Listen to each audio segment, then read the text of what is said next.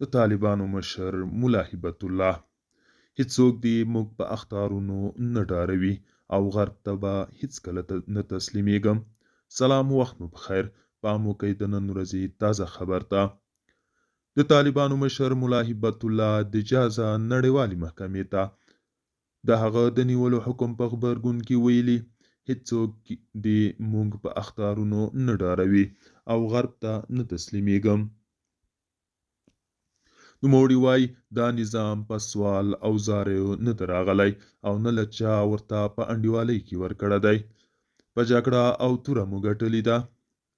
غریبیان به په خپله خوښه نه دي تللي، د جهاد په توره مو ایستلي دي.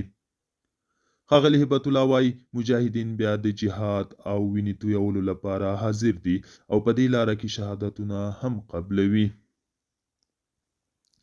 نوموړي یو واقعه بیانوي او وایي کسان یې زخمونه، شهادتونو او ټولو تکالیفو زغملو ته حاضر دي او زیاتوي د هیچ چا فشار ته نه تسلیمیږي. ملا هبت الله ته منسوب دغه شخص یو ځل بیا له اقتصادي ستونزو سره په مقابله ټینګار کوي او وایي اسلام په ډیرو مشکلاتو راغلی او پلویان یې په دې لاره کې هر ډول ستونزو ګاللو ته حاضر دي. دوستانو، دا و د نن ورځې چمتو کلی خبر. تر بیا مو په الله سپارم.